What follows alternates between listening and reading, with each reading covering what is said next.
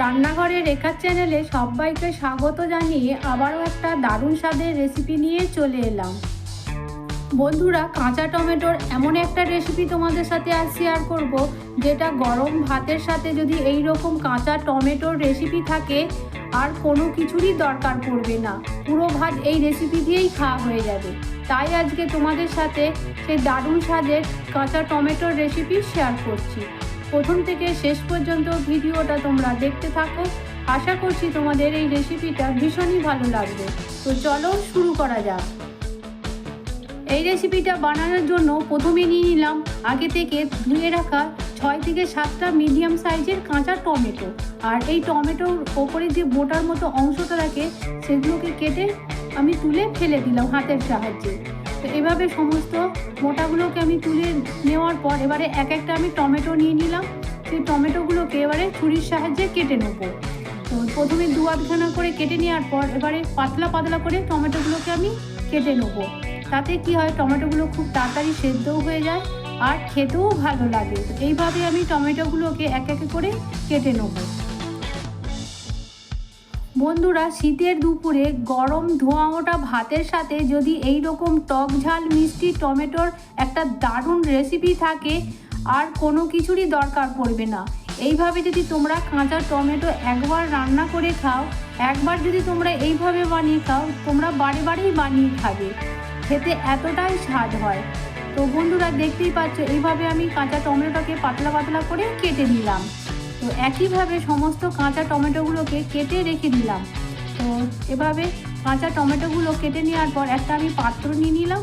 সেই পাত্রের মধ্যে কেটে রাখা টমেটোগুলোকে আমি তুলে নিলাম।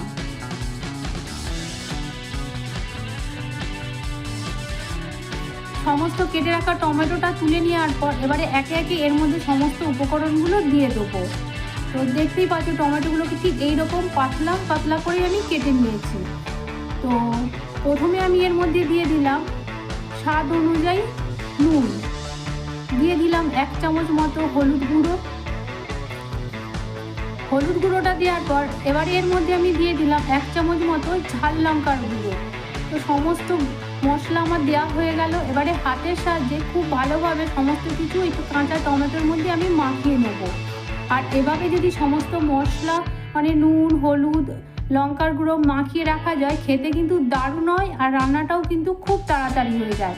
তো দেখতেই পাচ্ছ খুব ভালোভাবে আমি এটাকে মেখে নিলাম। তো এবারে এটাকে 10 মিনিটের জন্য এক সাইডে রেস্টে রেখে দিলাম। আর এদিকে একটা আমি মশলা বেটে নেবো। তার জন্য একটা বাটির মধ্যে দিয়ে দিলাম 1 চামচ সাদা সর্ষে মানে হলুদ সর্ষে, দিয়ে দিলাম 1 চামচ পোস্ত। তো এটাকে শিলের মধ্যে আমি বেটে নেবো। তো দেখতেই পাচ্ছ এটাকে আমি শিলের মধ্যে একদম মিহি করে বেটে নিয়েছি। তোমরা চাইলে এটা মিক্সিতেও বেটে নিতে পারো। তো এবারে এটাকে আমি এক সাইডে সরিয়ে রেখে দিলাম। এবারে রান্নাটা বসানোর জন্য গ্যাসটাকে অন করে আমি কড়াই বসিয়ে দিলাম। আর কড়াইয়ের মধ্যে দিয়ে দিলাম 20 মণ মতো সর্ষের তেল। আর এই রান্নাটা কিন্তু আমি সর্ষের তেল দিয়েই করব, তোমরা চাইলে সাদা তেল দিয়েও করতে পারো। তো তেলটা হালকা গরম হয়ে যাওয়ার পর এবারে আমি এর মধ্যে কিছুটা ছোট সাইজের মটর ডালের বড়ি দিয়ে দিলাম ভাজার জন্য। তোমরা চাইলে যে কোনো বড়ি এখানে ব্যবহার করতে পারো। তো এখানে আমি ছোট সাইজের মটর ডালের বড়িটাই ব্যবহার করেছি। তো বড়িটা তেলের মধ্যে দেওয়ার পর গ্যাসটাকে একদম কমিয়ে রেখে বড়িটাকে নাড়াচাড়া করে বেশ লাল লাল করে ভেজে নেবো। তো দেখতেই পাচ্ছ বড়িটাকে নাড়াচাড়া করে একদম লাল লাল করে ভেজে নিয়েছি। এবারে ওই ভেজে রাখা বড়িটাকে একটা বাটির মধ্যে তুলে নিলাম। তো তুলে নেওয়ার পর এটাকে এবারে এক সাইডে সরিয়ে রেখে দিলাম। এবারে আবারও ওই একই তেলের মধ্যে ফোড়নের জন্য দিয়ে দিলাম 1/2 চামচ কালো জিরে ফোড়ন। আর দিয়ে দিলাম 10 থেকে 12টা রসুনের কোয়া আগে থেকে আমি থেতো করে রেখেছিলাম, সেইটা দিয়ে দিলাম। আর 2টো কাঁচা লঙ্কা ফালি করে দিয়ে দিলাম। এবারে এই ফোড়নটাকে নাড়াচাড়া করে ভেজে নেবো।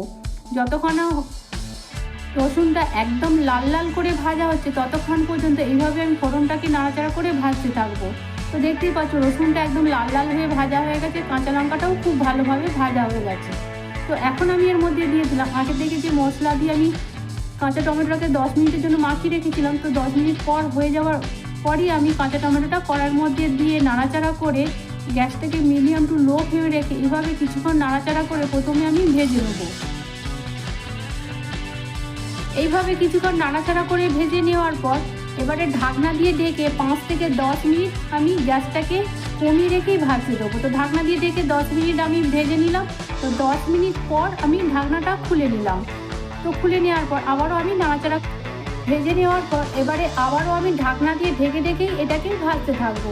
তো কিছুক্ষণ আরও এভাবে নাড়াচাড়া করে ভেজে নেওয়ার পরই আবার আমি 5 মিনিট ঢাকনা দিয়ে ঢেকে এটাকে ভাজতে দিলাম। তো 5 মিনিট হয়ে যাওয়ার পর আমি ঢাকনাটা খুলে নিয়ে নাড়াচাড়া করে ভাজতে থাকবো। এইভাবে ঢাকনা দিয়ে ঢেকে ভেজে নেওয়ার পরে দেখতেই পাচ্ছ টমেটোটাকে যতটুকু জল বেরো সেটা একদম শুকনো শুকনো মতো হয়ে ভাজা হয়ে গেছে, আর টমেটোটা একদম নরম হয়ে সেদ্ধ হয়ে গেছে, আর লাল লাল হয়েও ভাজা হয়ে গেছে। তো যেহেতু এটা খুব সুন্দরভাবে একদম ভাজা ভাজা মতো হয়ে গেছে, এবারে এর মধ্যে আমি দিয়ে দিলাম আগে থেকে যে মশলাটা আমি বেটে রেখেছি, সেই সমস্ত বাটা মশলাটা আমি এর মধ্যে দিয়ে দিলাম।